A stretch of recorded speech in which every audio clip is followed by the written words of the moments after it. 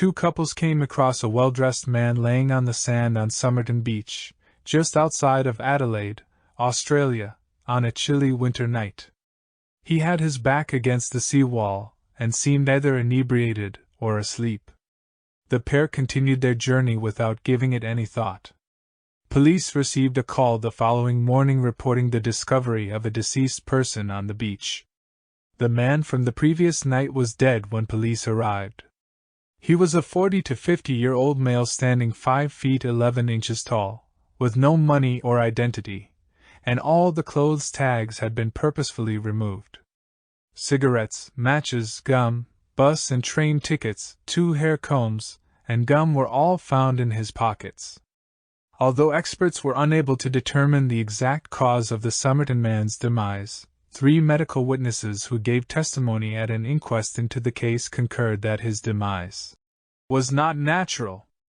Nobody was able to definitively identify the Somerton man, despite officials' best efforts to make the case more widely known.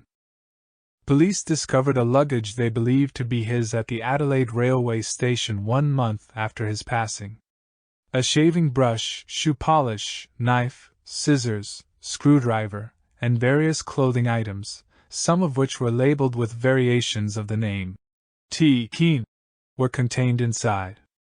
A local man came forwards in July 1949 carrying a copy of the Rubaiyat of Omar Khayyam, a book of Persian poetry from the 12th century, which he had discovered thrown into his car about the time the Somerton man had died. The gap on the last page of the abandoned copy was exactly filled by the torn-out piece discovered in the Somerton man's pocket.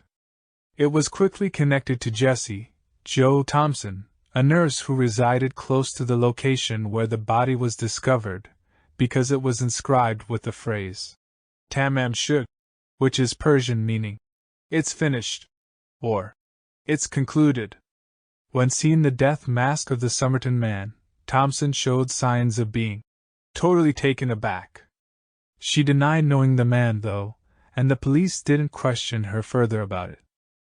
The route becomes frigid beyond that point. The Somerton man was the subject of conjecture and increasingly improbable theories for the following about 70 years. Some observers claimed that he was a Russian spy based on the code discovered on his copy of the Rubaiyat and the apparent efforts he made to hide his identity. Some speculated that the Somerton man had previously worked as a professional ballet dancer, citing the coroner's remarks that his calf muscles were high and well developed, such as found in ladies, and the idea that he had been in the habit of wearing high-heeled and pointed shoes. The Somerton man's unusual ears and teeth closely resemble Thompson's son Robin, according to one of the more compelling theories. Robin, who was born in 1946, had a successful dance career with the Australian Ballet Company. The Somerton man was connected to an Australian family in Victoria in 2019 via DNA analysis. The Somerton man is thought to be Charles Webb, a 43-year-old electrical engineer from Melbourne. The Somerton man case has been solved, but it is still a persistent enigma that the public finds fascinating.